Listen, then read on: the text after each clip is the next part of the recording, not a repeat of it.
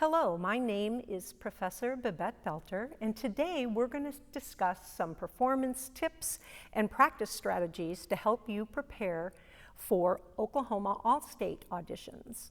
Today we're going to be talking about the lyrical etude on page 22 in your selected studies book. This etude contains two different tempo markings: Andante con moto, which means walking tempo with motion, for the first 8 measures, and then the adagio, which means slowly, begins at measure 9.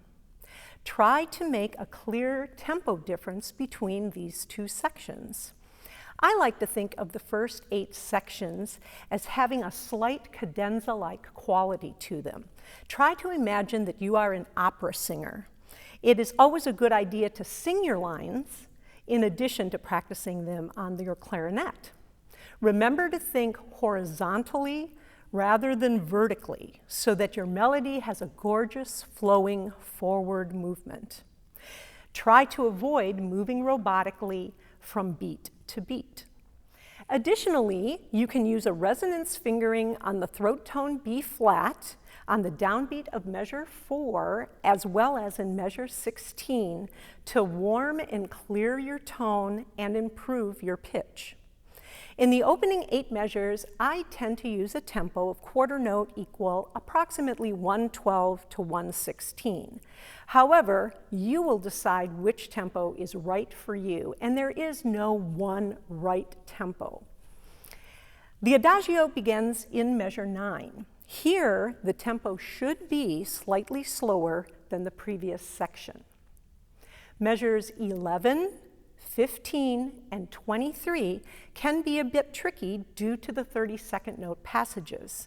It helps to practice with your metronome using a subdivided pulse so that you are thinking of these measures in 8 rather than in 4 when you are practicing.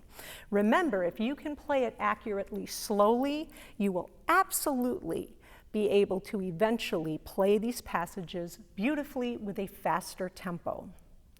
The last note in measure 22 is typically played as an F natural rather than the G that's indicated in the selected studies book.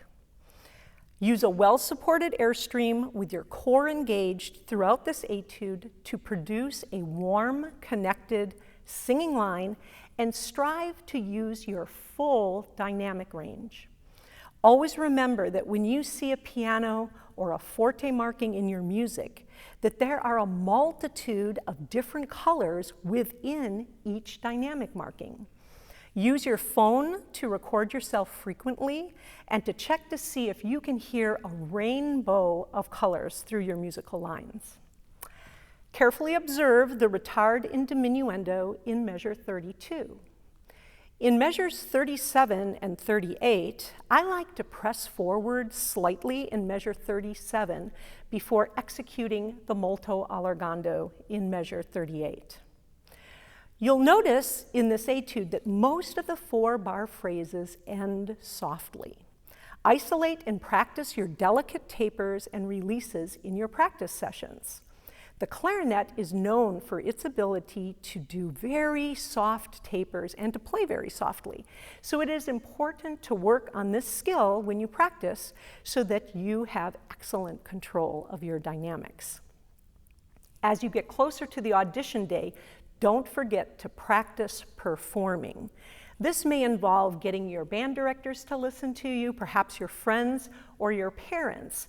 And when you're doing this, you want to make sure you do not stop and that you're actually trying to create a mock audition environment. Finally, remember to sing through your clarinet while performing this etude.